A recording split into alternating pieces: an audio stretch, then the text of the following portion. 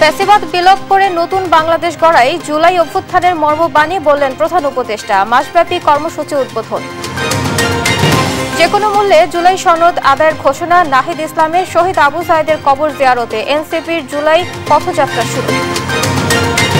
July August অভ্যুত্থানে শহীদদের স্মরণে ছাত্র দলের মোমবাতি প্রজ্বলন। সব বাধা পেরিয়ে গণতন্ত্র প্রতিষ্ঠা করা হবে বলেন রিজভী। সেই বাধাকে তোমাদের ঠেলে ফেলে সত্যিকার অর্থেই আমরা একটি স্বাধীন গণতন্ত্র এবং গণতন্ত্রের মূল্যবোধ প্রতিষ্ঠা করব।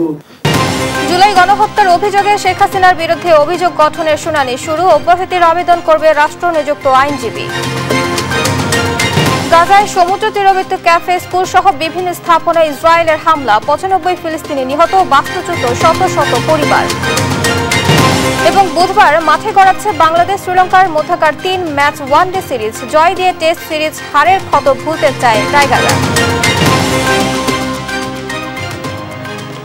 দেখছিলেন শিরোনাম সংবাদ দুপুরের সঙ্গে আছি আমি আয়েশা বুবলি। এবার বিস্তারিত। ফ্যাসিবাদ বিলোপ করে নতুন বাংলাদেশ গড়াই ছিল জুলাই অভ্যুত্থানের মর্মবাণী, এমনটাই জানালেন প্রধান উপদেষ্টা ডক্টর মোহাম্মদ ইউনূস। প্রধান উপদেষ্টার তেজগাঁও কার্যালয়ে জুলাই অভ্যুত্থান স্মরণে মাসব্যাপী কর্মসূচি উদ্বোধন করে এসব কথা বলেন তিনি। এ সময় ছাত্র, রিকশা চালক, কৃষক, শ্রমিকরা যে উদ্দেশ্যে রাজপথে রক্ত দিয়েছে সে লক্ষ্যে বাস্তবায়নে নতুন শপথ নেয়ার আহ্বানও জানান প্রধান উপদেষ্টা। ফাহিম ইউসুফের রিপোর্ট।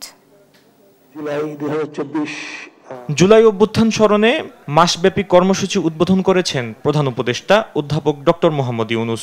মঙ্গলবার সকালে প্রধান উপদেষ্টার কার্যালয়ে জুলাই স্মৃতি উদযাপন অনুষ্ঠানমালা ঘোষণা করা হয়। আগামী 5 আগস্ট পর্যন্ত নিয়মিত বিরতিতে হবে এ অনুষ্ঠান। উদ্বোধনী বক্তৃতায় প্রধান উপদেষ্টা বলেন, জুলাই আন্দোলনের মর্মবাণী ছিল ফ্যাসিবাদ বিলুপ্ত করে নতুন বাংলাদেশ গঠন। জুলাই আগস্ট অভ্যুত্থানে দেশের সব শ্রেণী পেশার মানুষের যে ঐক্য হয়েছিল তা ধরে রাখতে হবে। জুলাই ছিল দেশের গণতন্ত্র পুনরুদ্ধারের লড়াই, এক অমোঘ ডাক, এক জনতার জাগরণ। সেই আন্দোলনের মর্মবাণী ছিল ফ্যাসিবাদের বিলোপ করে নতুন বাংলাদেশ বিনির্মাণ, রাষ্ট্রকে জনগণের হাতে ফিরিয়ে দেওয়া। প্রধান উপদেষ্টা বলেন, প্রতি বছর জুলাই আগস্ট অভ্যুত্থানকে উদযাপন করা হবে, যাতে 16 বছর অপেক্ষা করে স্বৈরাচার সরাতে না হয়। আমরা প্রতি বছর এই সময়কালটা উদযাপন করব, যাতে পরবর্তীতে 16 বছর আমাদের অপেক্ষা করতে না হয় আবার এই অভ্যুত্থান করার জন্য। আমরা প্রতি বছর এটা করব, যাতে কোন স্বৈরাচারের কোন চিহ্ন দেখা গেলে সেটা তাৎক্ষণিকভাবে আমরা বিনাশ করতে পারি। সেটার জন্য এটা অত্যন্ত গুরুত্বপূর্ণ। স্বৈরাচারের প্রথম পাতা মেলার আগেই যেন আমরা তাকে ধরে ফেলতে পারি, 16 বছর যেন আমাদের অপেক্ষা করতে না হয়। এই অনুষ্ঠানমালার মধ্য দিয়ে গেল জুলাই আগস্টের প্রতিটি দিনকে পুনর্জীবিত করার আশাও জানান প্রধান উপদেষ্টা। বলেন, যে লক্ষ্যে ছাত্র, রিকশা চালক, কৃষক, শ্রমিকরা শহীদ ও আহত হয়েছিল সে লক্ষ্য বাস্তবায়নে নতুন শপথ নিতে হবে। ফাহিম ইউসুফ, দেশ টিভি, ঢাকা। নতুন বাংলাদেশ গড়তে বিচার, সংস্কার এবং নতুন সংবিধানের বিকল্প নেই বলে মন্তব্য করেছেন জাতীয় নাগরিক পার্টির আহ্বায়ক নাহিদ ইসলাম। আবার দলটির সদস্য আখতার হোসেন জানান, নতুন বাংলাদেশ না হওয়া পর্যন্ত ছাত্র জনতার সংগ্রাম অব্যাহত থাকবে। রংপুরে জুলাই আন্দোলনের প্রথম শহীদ আবু সাঈদের কবর জিয়ারত শেষে এ কথা বলেন তারা। আরও জানাচ্ছেন ইউসুফ ভুইয়া। রংপুরের পীরগঞ্জে শহীদ আবু সাঈদের কবর জিয়ারতের মধ্য দিয়ে জুলাই পদযাত্রা কর্মসূচি শুরু করেছে জাতীয় নাগরিক পার্টি এনসিপি। এতে অংশ নিয়েছেন দলের আহ্বায়ক নাহিদ ইসলাম, সদস্য সচিব আখতার হোসেন সহ শীর্ষ নেতারা। মঙ্গলবার সকালে আবু সাঈদের কবর জিয়ারত শেষে সাংবাদিকদের সঙ্গে কথা বলেন নেতারা। আখতার হোসেন বলেন, পুরনো কাঠামো ভেঙে নতুন শাসনতন্ত্র কায়েম করতে হবে। হাজার মানুষের ত্যাগের বিনিময়ে যে নতুন বাংলাদেশ আমরা পেয়েছি, সেই নতুন বাংলাদেশকে করতে অবশ্যই পুরনো কাঠামো ভেঙে নতুন বন্দোবস্তের জন্য মৌলিক সংস্কার বাস্তবায়ন করতে হবে। যারা গণহত্যা সংগঠিত করেছে, বাংলাদেশের উপরে মানবতা বিরোধী অপরাধ চাপিয়ে দিয়েছে, তাদেরকে বিচারের আওতায় নিয়ে আসতে হবে। বৈষম্য বিরোধী ছাত্র আন্দোলনের ব্যানারে কোটা সংস্কারের দাবি পরবর্তী সরকার বিরোধী গণবিস্ফোরণে রূপ নেয় বলে মন্তব্য করেন দলটির আহ্বায়ক নাহিদ ইসলাম। জানান, নতুন বাংলাদেশ গড়তে হলে মৌলিক সংস্কার প্রয়োজন।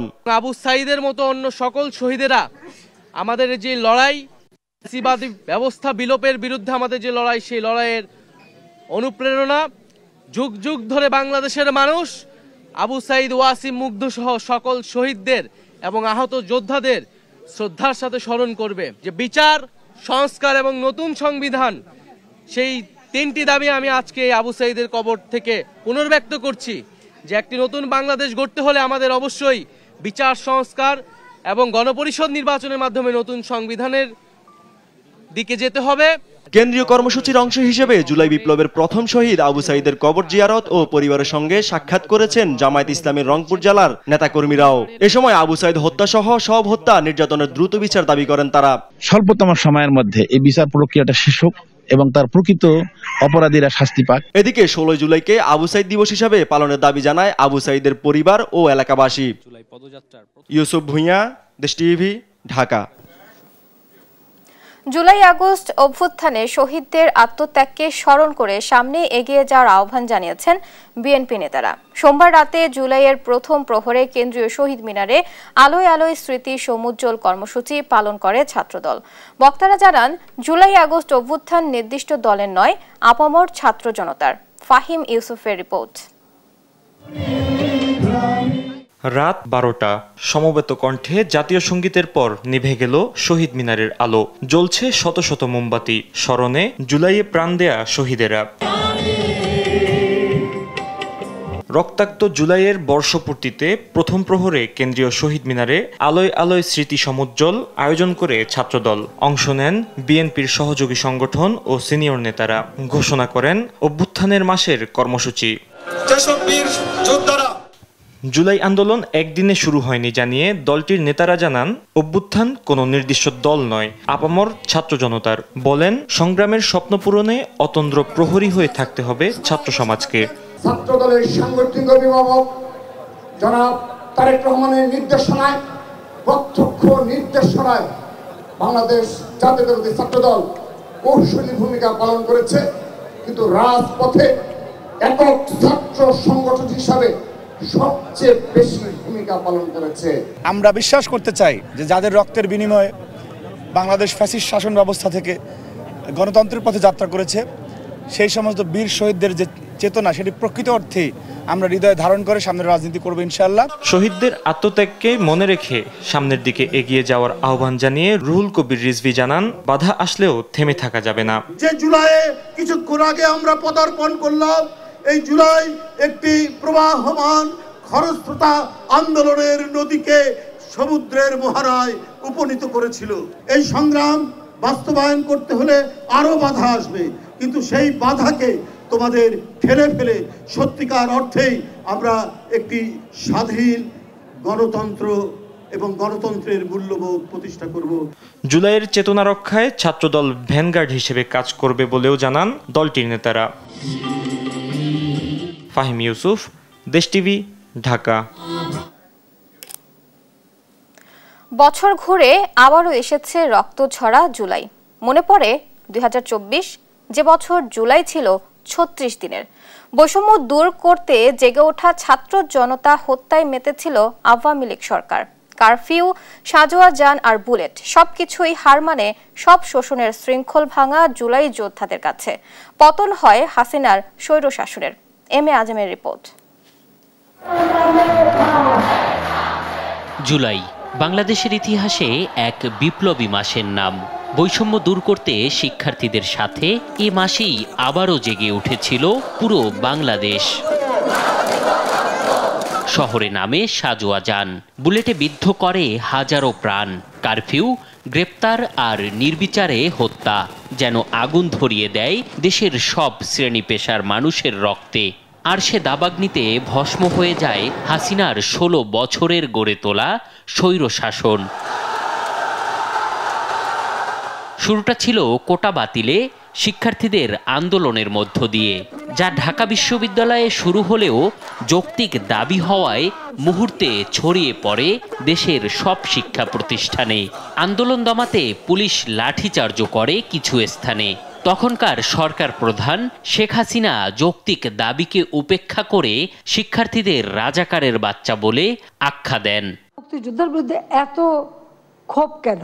তাহলে কি রাজাকারের নাতিপুতিরা পাবে? যা হাসিনার প্রতি শুধু শিক্ষার্থীদের ভরসাই নষ্ট করেনি, অপমানবোধ বিদ্ধ করে তার চেয়েও বেশি। এক পর্যায়ে রাতে হলের তালা ভেঙে বেরিয়ে আসে বিক্ষুব্ধ ছাত্রছাত্রীরা। আন্দোলন দমাতে এবার পুলিশের সাথে যুক্ত হয় ছাত্রলীগ। অতর্কিত হামলা, গুলি আর বিশ্ববিদ্যালয়ের হল বন্ধের ঘোষণা বিপর্যস্ত করে তোলে আন্দোলনকারীদের। তারা ছাত্রলীগ দিয়ে আমাদের উপর হামলা করালো। এতটুকু পর্যন্ত পুরো জিনিসগুলো আসলে কোটা এবং এই জিনিসটার মধ্যেই ছিল।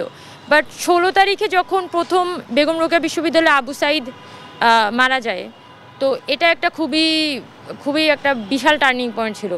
মানুষকে কানেক্ট করবে এবং আমরা ওই চেষ্টাটাই করেছিলাম, যেহেতু আমাদের এখানে স্টাডি সার্কেলের বেশ কিছু মানুষজন ছিল যারা এগুলো নিয়ে পড়াশোনা করতো, এবং ওই জায়গা থেকেই আমরা একটু ডিফারেন্ট কিছু করার চেষ্টা করতাম। এই আন্দোলনে যারা নেতৃত্ব দিয়েছে তারা যে শুধু সাহসী ছিল, আপোষহীন ছিল, ব্যাপারটা এমন না। তারা স্টুডেন্ট হিসেবেও দেশের অন্যতম সেরা স্টুডেন্ট ছিল, আমরা আমাদের জায়গা থেকে মনে করি। আরও তীব্র হয়ে ওঠে আন্দোলন। হলগুলোতে শিক্ষার্থীদের তোপের মুখে পড়ে ছাত্রলীগের নেতাকর্মীরা। আন্দোলন দমাতে আলোচনায় না গিয়ে শুরু হয় সরাসরি গুলি। সাধারণের রক্তে লাল রাজপথ। বুলেট বিদ্ধ হয়ে শহীদ হতে থাকে একের পর এক তাজা প্রাণ। এমন বর্বরতা যেন সরকার পতন আন্দোলনের দিকে ধাবিত করে দেশের সব শ্রেণী পেশার মানুষদের। ঘোষণা হয় কারফিউ, মোতায়েন হয় সেনাবাহিনী, পথে পথে চোখ রাঙায় সাজোয়া যান। এরই মাঝে নেতৃত্ব দেয়া শিক্ষার্থীদের ডিবি অফিসে ধরে নিয়ে নির্যাতন করে আন্দোলন প্রত্যাহারের ঘোষণা দেওয়াতে বাধ্য করে সরকার। সার্বিক স্বার্থে আমরা এই মুহূর্তে থেকে আমাদের কর্মসূচি প্রত্যাহার করছি। কিন্তু ততক্ষণে শিক্ষার্থীদের আন্দোলন জনবিস্ফোরণে রূপ নেয়। কারফিউ উপেক্ষা করে রাজপথে নেমে আসে ছাত্র জনতা। ক্ষমতায় টিকে থাকতে যেন নরপিচাস হয়ে ওঠে হাসিনা। আবারও বুলেট বিদ্ধ হয় হাজারো মানুষ। ডাক আসে এক দফার। আমাদের এক দফাটি হলো শেখ হাসিনা সহ এই সরকারের পতন এবং ফ্যাসিবাদের বিলোপ। গণহত্যা আর প্রতিরোধ একাকার হয়ে রক্তাক্ত জুলাইকে টেনে নিয়ে যায় 36তম দিনে। 36শে জুলাই বা 5 আগস্ট সব বাধা উপেক্ষা করে জনসমুদ্রে পরিণত হয় শাহবাগ সহ পুরো ঢাকা। পালিয়ে যায় হাসিনা। অভ্যুত্থানকারীদের বিজয়ের মধ্য দিয়ে সূচনা হয় এক নতুন বাংলাদেশের। এম এ আজিম, দেশ টিভি, ঢাকা।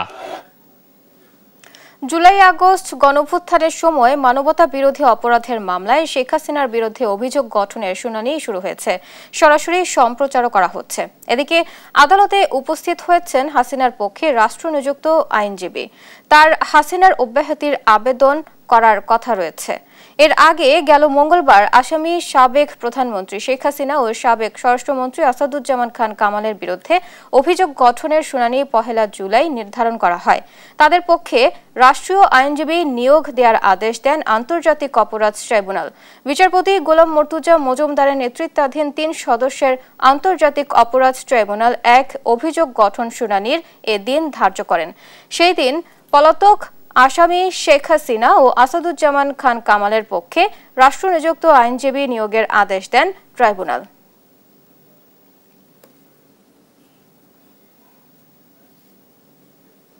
জুলাই আগস্ট গণঅভ্যুত্থানে মানবতা বিরোধী অপরাধের মামলায় শেখ হাসিনার বিরুদ্ধে অভিযোগ গঠনের শুনানির সরাসরি সম্প্রচার চলছে। চলে যাচ্ছি সেখানে।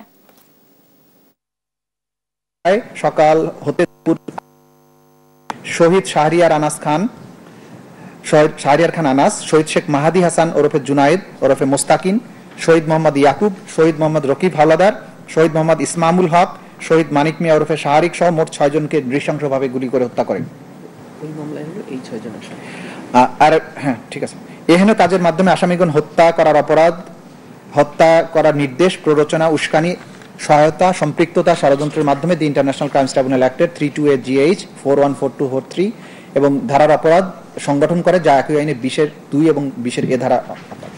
সুনির্দিষ্ট অপরাধ 5, শেখ হাসিনার উস্কানিমূলক বক্তব্য, মারণাস্ত্র ব্যবহার করে আন্দোলনরত ছাত্রজনতাকে হত্যার নির্দেশনার প্রেক্ষিতে আসাদুজ্জামান খান কামাল এবং চৌধুরী আব্দুল আল মামুন সহ তৎকালীন সরকারের অন্যান্য ঊর্ধ্বতন কর্তৃপক্ষের প্ররোচনা, সহায়তা ও সম্পৃক্ততায় তাদের অধীনস্থ নিয়ন্ত্রণাধীন আইন শৃঙ্খলা রক্ষাকারী বাহিনী, সশস্ত্র আওয়ামী লীগ সন্ত্রাসী কর্তৃক ব্যাপক মাত্রায় পদ্ধতিগত নিরীহ ছাত্র জনতার উপর আক্রমণের অংশ হিসেবে 5 আগস্ট 2024 সালে ঢাকা জেলার আশুলিয়া থানার সামনে এবং আশেপাশে এলাকায় আন্দোলনরত নিরীহ নিরস্ত্র ছাত্র জনতার উপর তৎকালীন সরকারের আইন শৃঙ্খলা বাহিনীর রক্ষাকারী সদস্যদের কর্তৃক নিরীহ নিরস্ত্র 6 জন ছাত্র জনতাকে গুলি করে তাদের মধ্যে 5 জনের মৃতদেহ এবং একজনকে জীবিত ও গুরুতর আহত অবস্থায় আগুনে পুড়িয়ে দেওয়ার অপরাধ, যা আসামিদের জ্ঞাতসারে সংঘটিত হয়েছে।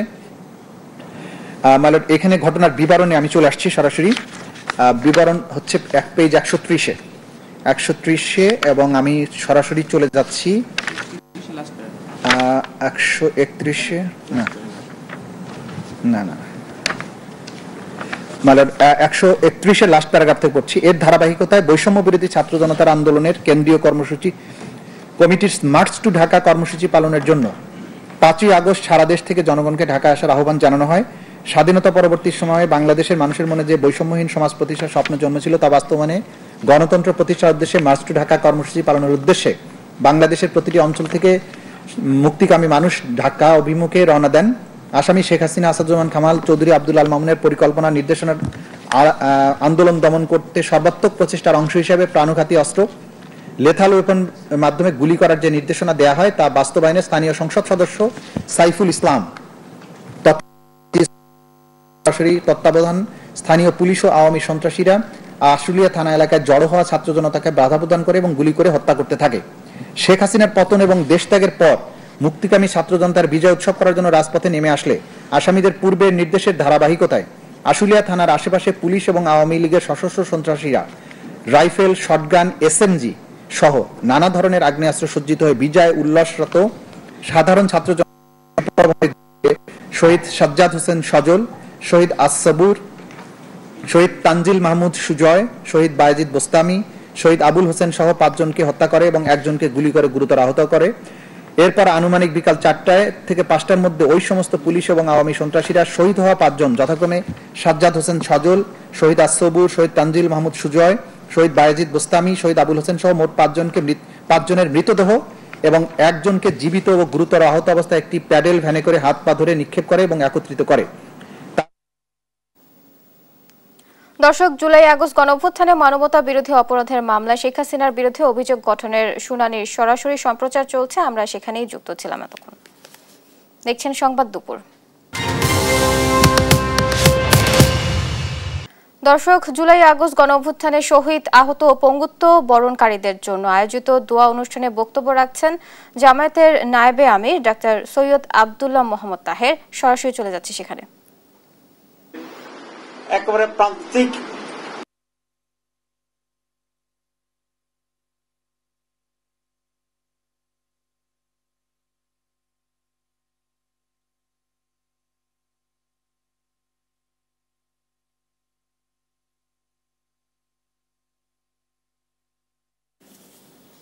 রাজধানীর গুলশানে হলি আর্টিজান বেকারিতে জঙ্গি হামলার 9 বছর আজ। দেশের ইতিহাসে সবচেয়ে বড় সন্ত্রাসী হামলার ঘটনা বলে বিবেচনা করা হয় এই হামলাকে। 2016 সালের 1 জুলাই এই হামলায় বিদেশি সহ নিহত হন মোট 22 জন। নিহতদের মধ্যে ছিলেন ইতালি, জাপান, ভারত ও যুক্তরাষ্ট্রের নাগরিকরা। এছাড়া নিহত হন 2 পুলিশ কর্মকর্তা সহ আরও অনেকে।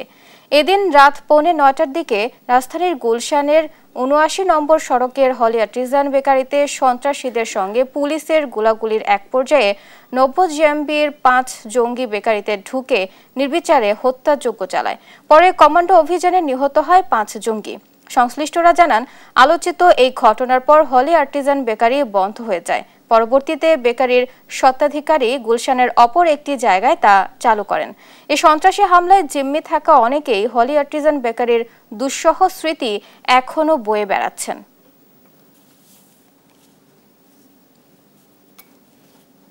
মুন্সিগঞ্জে শ্রমিক সজল হত্যা মামলায় সাবেক সংসদ সদস্য ফয়সাল বিপ্লবের 7 দিনের রিমান্ড মঞ্জুর করেছেন আদালত। মঙ্গলবার সকাল 9টায় senior judicial magistrate Ashikur Rahman এই আদেশ দেন। মামলার তদন্ত কর্মকর্তা সজীব দে 10 দিনের রিমান্ড চেয়ে আবেদন করলে শুনানি শেষে আদালত 7 দিনের অনুমোদন দেন। গেল 4 আগস্ট বৈষম্য বিরোধী আন্দোলনের সময় ত্রিমুখী সংঘর্ষে নিহত হন শ্রমিক সজল। ওই ঘটনায় ফয়সাল বিপ্লবকে প্রধান আসামি করা হয়। গেল 22 জুন ঢাকায় গ্রেফতার হন তিনি। প্রথমে যুবদল নেতা শামীম হত্যা মামলায় গ্রেফতার দেখানো হলেও পরে সজল হত্যা মামলায় রিমান্ড চাওয়া হয়। রিমান্ড আদেশের পর তাকে মুন্সিগঞ্জ কারাগারে পাঠানো হয়। বৈষম্য বিরোধী হত্যা মামলার উনি হল অন্যতম প্রধান আসামি। উনি মুন্সিগঞ্জ 3 আসনের সাবেক সংসদ সদস্য ছিলেন। হত্যা মামলার যেই একজন ভিকটিম ডিসিস্ট সজল, এই সজল হত্যা মামলায় আজকে ওনাকে রাষ্ট্রপক্ষ 10 দিনের রিমান্ড চেয়েছিল। শুনানি অন্তে বিজ্ঞ আদালত 7 দিনের রিমান্ড মঞ্জুর করেছে। মামনা হাইকোর্টের নির্দেশ অনুযায়ী ওনাকে জিজ্ঞাসাবাদ করার জন্য অনুমতি দিয়েছে রাষ্ট্রপক্ষ। এই বিজ্ঞ আদালতের এই আদেশে সন্তুষ্টি প্রকাশ করেছে। লালমনিরহাট জেলায় ছড়িয়ে পড়েছে গবাদি পশুর ভয়াবহ সংক্রামক রোগ লাম্পি স্কিন।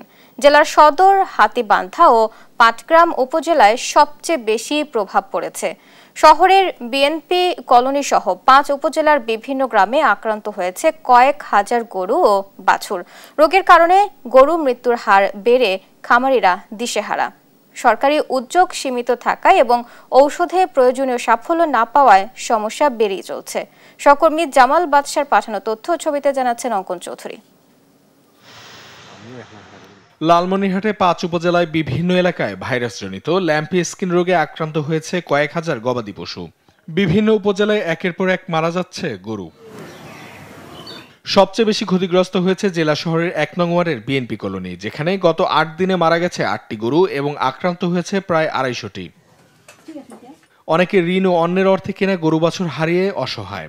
খামারিরা জানান উপার্জনের মূল মাধ্যম প্রাণীগুলো হারিয়ে এখন তারা পথে বসার ঝুঁকিতে পড়েছে। প্রায় 1 সপ্তাহ এলাকায় 7-8টা গরু মারা গেছে। আমার খুব কষ্ট পাচ্ছি। আমার বাছুরের যে চেহারা ছিল, একবারে বাছুর আমার লম্বা লম্বা পশম ছিল, চেহারা খুব সুন্দর ছিল। এখনো আমার আত্মা কান্দে ওই বাছুরের জন্য। ঠ্যাং ঠুং গাটা সব ফুলি ফুলি গেছে। আমার ছেলে পেয়ে 4-5 হাজার টাকা খরচ করি, তাও গরু সেদিন সকালবেলায় বের করছি, মৃত্যু হয়েছে, আমরা মাটি দিয়ে গেছি। আমি অনেক ক্ষতিগ্রস্ত। আমার একটা গরু মারা গেছে, অনেক টাকা পয়সা খরচ করার পরেও মারা গেছে। এতে আমি অর্থনৈতিকভাবে অনেক ক্ষতিগ্রস্ত। বাবা, আমাদের 4টা গরু, একটা মরে গেছে, আর কলোনির মধ্যে অনেক কিছু গরু সবারে মারা গেছে, 8-9টা মারা গেছে। এই পর্যন্ত কোনো সরকারি চিকিৎসা আমরা কোনো কিছু পাই নাই। শেষ পর্যন্ত নিজের কাছে নাই, ঋণ করিয়া নিয়ে চিকিৎসা করলাম, আটকাবার পাইলাম না। সরকারিভাবে এখনো ভ্যাকসিন সরবরাহ শুরু হয়নি, তবুও জনসচেতনতা বৃদ্ধি, পরামর্শ এবং সহায়ক চিকিৎসা দেওয়া হচ্ছে বলে জানান জেলা প্রাণী সম্পদ অধিদপ্তর। লাম্পি স্কিন ডিজিজ একটি ভাইরাস জনিত রোগ হয়। এটির স্পেসিফিক কোনো চিকিৎসা নাই, এটি সাপোর্টিভ ট্রিটমেন্টই দেওয়া হয়। এটির ব্যাপারে আমাদের সরকারের পক্ষ থেকে সামনের অর্থ বছরে 100% গরুকে লাম্পি স্কিন ডিজিজের টিকা দেওয়ার পরিকল্পনা গ্রহণ করা হয়। এই পরিস্থিতিতে রোগ মোকাবেলায় কার্যকর সমাধান ও সাশ্রয়ী চিকিৎসা ব্যবস্থা নিশ্চিতের দাবি স্থানীয়দের। নিউজ ডেস্ক, দেশ টিভি।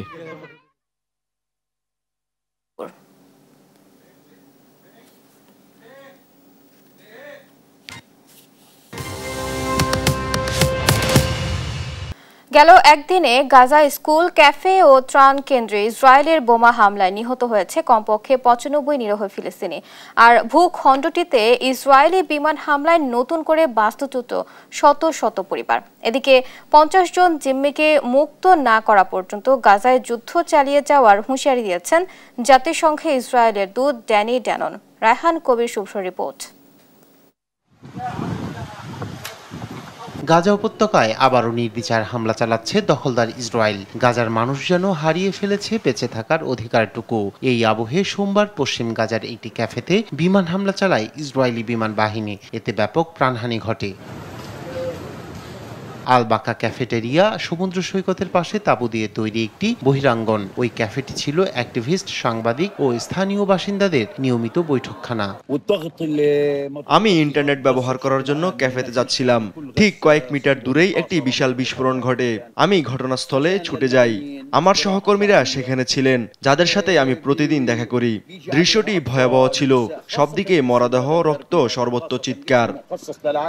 গাজার হামাস পরিচালিত সিভিল ডিফেন্সের মুখপাত্র জানান, উদ্ধারকারী দল ওই ক্যাফেটেরিয়া থেকে 20-এর অধিক মরদেহ এবং কয়েক ডজন আহত ব্যক্তিকে সরিয়ে নিয়েছে। বিস্ফোরণের ফলে তৈরি একটি গভীর গর্তের মধ্য দিয়ে অনুসন্ধান চালাচ্ছেন তারা। এছাড়াও গাজার বিভিন্ন স্থানে বিমান হামলা চালিয়েছে আইডিএফ। প্রত্যক্ষদর্শীরা জানিয়েছেন, এই হামলায় বাড়িঘর ছেড়ে পালাতে বাধ্য হয়েছেন শত শত ফিলিস্তিনি। এ নিয়ে সপ্তমবার পালাতে হলো আমাদের। আবারও আমরা রাস্তায়, আমাদের খাবার নেই, পানি নেই, সন্তানরাও না খেয়ে আছে। এর চেয়ে মৃত্যুই এখন সহজ মনে হয়। এদিকে 50 জন জিম্মিকে মুক্ত না করা পর্যন্ত গাজায় যুদ্ধ চালিয়ে যাওয়ার হুঁশিয়ারি দিয়েছেন জাতিসংঘে ইসরায়েলের দূত ড্যানি ড্যানন। গাজায় এখনো আমাদের 50 জন জিম্মি রয়েছে। জিম্মিরা সেখানে থাকা পর্যন্ত এই যুদ্ধ শেষ হবে না। অন্যদিকে চলমান যুদ্ধবিরতি আলোচনার মধ্যেই যুক্তরাষ্ট্র সফরে যাচ্ছেন ইসরায়েলের প্রধানমন্ত্রী বেনিয়ামিন নেতানিয়াহু। আগামী 7 জুলাই ওয়াশিংটন সফরে যাওয়ার পর মার্কিন প্রেসিডেন্ট ডোনাল্ড ট্রাম্পের সঙ্গে হোয়াইট হাউসে বৈঠক করবেন তিনি। রাইহান কবির শুভ্র, নিউজ ডেস্ক, দেশ টিভি। সিরিয়া থেকে আনুষ্ঠানিকভাবে নিষেধাজ্ঞা প্রত্যাহার করেছে যুক্তরাষ্ট্র।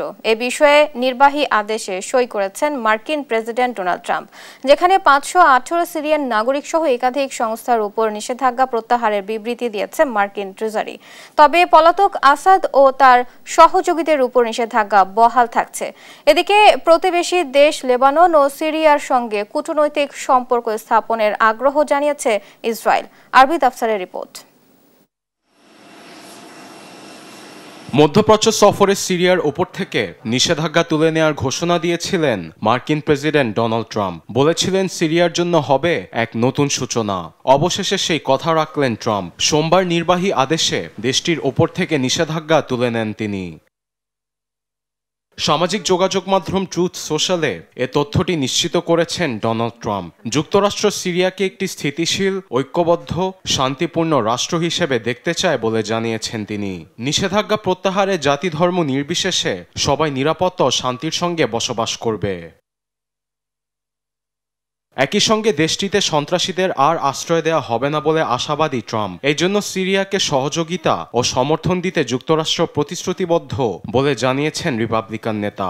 আবার 518 সিরিয়ান নাগরিক সহ একাধিক সংস্থার উপর থেকে নিষেধাজ্ঞা প্রত্যাহারের বিবৃতি দিয়েছে মার্কিন ট্রেজারি, যা দেশের সামাজিক ও অর্থনৈতিক কাঠামো পুনর্গঠনে ভূমিকা রাখবে বলে মনে করে ওয়াশিংটন। তবে স্বৈরশাসক আসাদ ও তার সহযোগীদের অনেকের ওপর নিষেধাজ্ঞা বহাল থাকছে। প্রেসিডেন্ট ট্রাম্পের নির্বাহী আদেশে সিরিয়ার ওপর থেকে নিষেধাজ্ঞা প্রত্যাহার হয়েছে। তবে সাবেক প্রেসিডেন্ট বাশার আল আসাদ সহ তার সহযোগী, মানবাধিকার লঙ্ঘনকারী এবং মানব পাচারকারী, রাসায়নিক অস্ত্র কর্মকাণ্ডের সঙ্গে জড়িত ব্যক্তি, জঙ্গি সংগঠন আইসিস ও তাদের সহযোগী এবং ইরানি প্রক্সিদের উপর নিষেধাজ্ঞা বহাল থাকবে। এদিকে সোমবার এক সংবাদ সম্মেলনে পুরনো প্রতিপক্ষ লেবানন ও সিরিয়ার সঙ্গে কূটনৈতিক সম্পর্ক স্থাপনে আগ্রহী বলে জানান ইসরায়েলের পররাষ্ট্রমন্ত্রী গিডিয়ন সার। ইসরায়েল আব্রাহাম চুক্তির শান্তি সম্প্রসারণে আগ্রহী। প্রতিবেশী দেশ সিরিয়া ও লেবাননকে এই চুক্তির অন্তর্ভুক্ত করতে চাই। এতে ইসরায়েলের নিরাপত্তাও নিশ্চিত হবে। আবার মধ্যপ্রাচ্যে স্থিতিশীলতাও আসবে। কিন্তু আমরা গোলান মালভূমির নিয়ন্ত্রণ ছাড়ছি না, সেটি ইসরায়েলের অন্তর্ভুক্ত থাকছে। গোলান মালভূমি দখলে নিয়ে সেখানে বাফার জোন তৈরি করে আন্তর্জাতিক আইন লঙ্ঘন করেছে ইসরায়েল, যার শুরু থেকে প্রতিবাদ করে আসছে সিরিয়া। তবে আব্রাহাম আকর্ডে সিরিয়ার যোগদানের বিষয়ে এখনো মুখ খোলেনি আল শারা প্রশাসন। আরবেদ আফসার, নিউজ ডেস্ক, দেশ টিভি। দেখছেন সংবাদ দুপুর।